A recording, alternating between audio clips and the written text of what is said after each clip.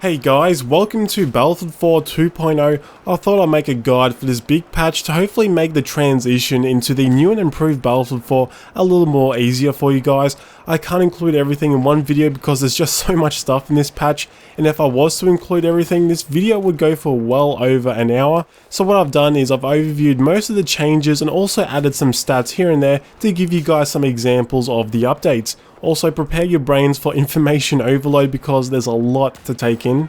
So let's talk about updates to Rush and the classic mode preset, which I'll talk more about later. As for Rush, you'll notice various MCOMs are now placed at different locations on most of the maps. Also, some parts of various maps you can't get access to anymore. For example, you can't use the elevator in Siege of Shanghai. Commander mode has been disabled in Rush, which I think is a really good change as the UAV spam ruined any kind of chances of being stealthy. Vehicle respawn timers have also been increased in Rush, which I think is another good change for this game mode. I really hope this makes Rush a little more appealing because whenever I take a look at the most populated servers in Battlelog, I rarely even see any populated Rush servers. So classic mode is a new preset. This is basically in between hardcore mode and normal game mode. It's very similar to Battlefield 2, hence the classic name for this preset. The rules are there's no 3D spotting, so in other words you can't see enemy Doritos, but you can still see them on the minimap. And yes, the minimap is enabled, unlike in hardcore mode. Player and vehicle health doesn't regenerate. Also, there's no third person camera on vehicles, and there's no kill cam, which is going to be really good for snipers. Also, unlike in hardcore mode, you still have 100% health and friendly fire is turned off, which I know a lot of people hate that aspect about hardcore mode. So visual recoil has been removed from weapon fire and animations. What used to happen is when aiming down sight, as you can see here, notice before the patch your sight reticle would bounce around and wouldn't stay true to where the bullets are actually landing. With the improvements from CTA, the sight reticle is now separate from the weapon animations. So in other words, the crosshair or the red dot sight will now stay true to the center of your screen, which in turn will make your aiming a lot more accurate and gives you a much better representation of where the bullets are actually going to land. This hopefully should fix the frustration during those times where you're 100% sure you aimed correctly at your target, but the bullet just seemed to completely miss. Netcode has seen some big improvements. Trade kills and dying behind cover should now be reduced by a lot. You should now fill every single bullet that hits you pretty much instantly instead of always receiving the damage all at once and gives you the impression you died to one bullet. So in other words, it feels very similar to Battlefield 3's Netcode, where in that game you can feel and hear every single bullet that hits you, even from weapons that have a really high rate of fire.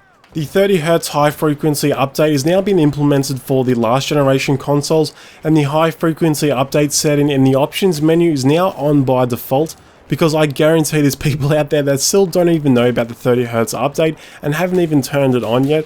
Also, people who have a higher ping will no longer have a slight advantage over a player with a normal ping. Players with latency between 200 and 250 ms will now have to start leading shots on ahead of target to make sure your bullets land.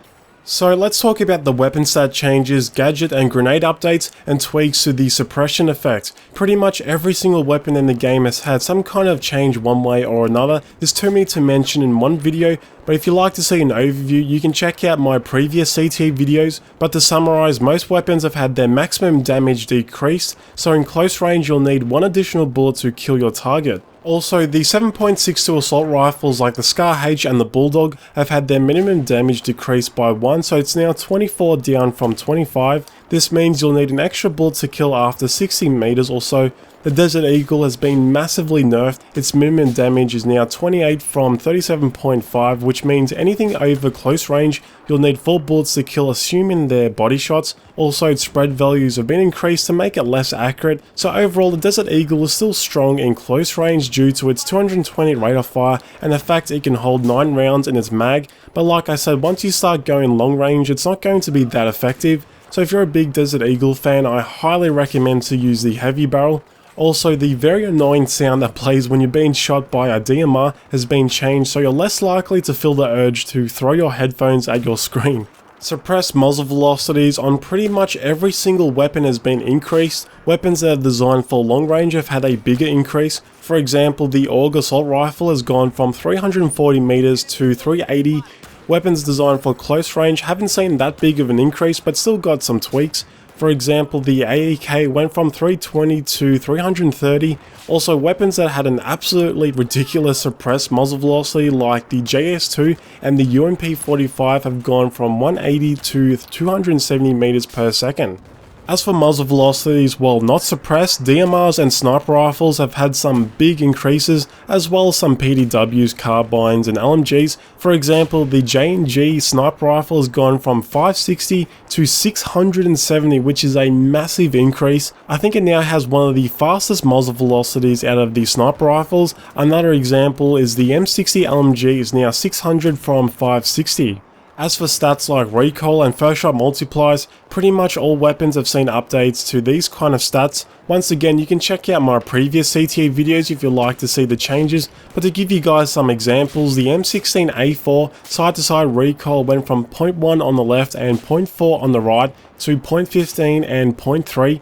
The A91 carbine side to side recoil went from 0.5 on each side to now 0.3. The MTAR got a slight nerf, its side to side recoil went from 0.4 on both sides to now 0.42. Trigger delay has finally been removed. The Rex and the 44 Magnum has had to really suffer in Battlefield 4. I have no idea why DICE decided to give him a trigger delay, but I'm just glad it's gone. So now the Rex and the 44 Magnum will be a more of a viable option. Both of these weapons are my favourite sidearms in Battlefield 4 and BF3, so I'm pretty happy about these updates. Suppression effect has had some updates. Basically, the recoil penalties you receive while being suppressed have been removed while aiming down sights, but when hip firing it's been reduced by 75%. In terms of weapon sway, it still will affect your weapon, but honestly, I would have preferred if they just kept the added recoil while being suppressed and just removed the weapon sway. I think that would have been a better option. As for gadgets, slams and auto lock on weapons have had some tweaks. You now need 4 slams to destroy a tank, which means you'll need the squad upgrade or else you only have 3 slams. If that's the case, 3 slams and 1 shot from any launcher should take care of a tank.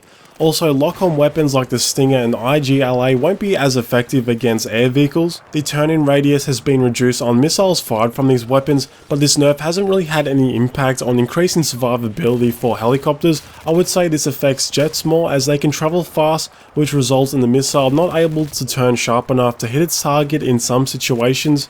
So don't be surprised if you fire a missile at a jet while it's doing a sharp turn and it completely misses. So let's talk about the grenade tweaks. You can now only carry 1 RGO grenade. Its blast radius has also been reduced by a fair amount. The V40 minis had a similar change. You can only carry 2 V40 mini grenades and its blast radius has also been reduced by a small amount, but its inner blast radius has been reduced by a lot. Also, it will take much longer to replenish your grenade supply. The RGO grenades have gone from 7 to 25 seconds, the V40s have gone from 0 to 13 seconds, and this also applies to pretty much all explosive rounds. One of my favourite tweaks is for the ammo for the airburst. It's gone from 2.5 seconds to 6 seconds. Hopefully this should make maps like Operation Locker and Metro a little more fun to play on. As for attachments, that includes a heavy barrel muzzle brake and the compensator. The heavy barrel has been changed to only add 30% more recoil from 50%. Also, it won't reduce the on the move and standing still spread penalties by as much. However, the heavy barrel will now also reduce spread increase per shot by 7.5%, which is really awesome. The muzzle brake and the compensator barrel attachments are pretty much the same. They don't reduce recoil by as much, but the penalty for using them isn't as strong. Also, the laser sight is more effective. Its multiplier of 0.75 times has been changed to 0.67. So in other words, its bonus to hipfire accuracy has gone from 25% to 33%. So let's talk about the HUD related updates. This is probably one of the best new features. You can now adjust the transparency on pretty much every HUD element to your liking. You can change each setting when ADSing and when you're not aiming down sight. As you can see, elements of the HUD disappear when I'm aiming down sight. I can't put in words how many times I've died because the HUD has gotten in the way from me seeing the enemy clearly, so I'm really happy about this new feature. If you go to the gameplay options menu, then scroll down and select advanced settings, you'll be greeted with a ton of options. Each section represents a different part of the HUD. Also, you'll notice you can adjust every option while in a zoomed and non-zoomed state. These are my settings I found work well for me, but I would recommend to take some time to go through everything because there's a pretty vast amount of customization here. There's new hit markers that will change size depending on whether you shoot your enemy in the chest area, headshot, or in the limbs. This is a really good feature as it gives the player feedback where the bullets are landing. Some people really hate it, but I really like the added feedback. You'll notice a new revive icon above fallen teammates. This icon has a countdown that allows you to see who's going to time out first. With this system you can now prioritize who needs reviving. This is really important for clusterfuck maps like Operation Locker and Metro. Also, another feature I'm really happy about is the defibs will now make a sound when at full charge. A new shield icon will now appear on top of your enemy's head, which means they're using a defensive field kit, so in other words you'll know you possibly might need an extra bullet to kill your target. This new shield icon is really useful for aggressive bolt action recons. Knowing before you engage your target if they're using the defensive kit, you'll know a body shot at close range won't kill him. Obviously you can better prepare your follow-up shot from your sidearm. If you go back to the options menu under video settings, you can now change vehicle field of view when in third person mode, which can really come in handy when you need a wider view of your surroundings to find infantry. Also, I notice under control settings there's an option for uniform aiming. If you have this option turned on, what this means is your sensitivity will be the same when you're aiming down sight to when you're not aiming down sight. If you have this option turned off, your sensitivity will be reduced while aiming down sight. You can also change sensitivity depending on the level of magnification on your scope. So if you're recon using the 20x scope, you can make it so the sensitivity will be a lot lower when using other magnification scopes. There's also many other options I can't fit into this video, so make sure to take some time to go through everything. Another big change is player movement and weapon animations. It's almost identical to Battlefield 3, but with a blend of BF4 animations. Your soldier can now accelerate to maximum speed quicker. This was implemented to kind of remove the sluggish feeling your soldier can get. Another big change is the reduction of sudden body movements and head flinching that happens when you're shooting at your target. This is a much needed change because head flinching gave head glitches a completely unfair advantage, because if you manage to get a headshot, more than likely their head would duck behind cover, but on their screen they can still perfectly see you. So like I said at the start, I can't include every change in one video. There's a lot more that's been included in this patch, so I suggest to take some time to read the patch notes. I hope this video will help you transition into Battlefield 4 2.0, and I just want to thank all the devs behind the community test environment that have made all the awesome community suggestions a reality. If you need any more help with anything else in this patch, leave a comment down below and I'll be sure to reply to it. Thanks for watching, and I'll see you in the next video.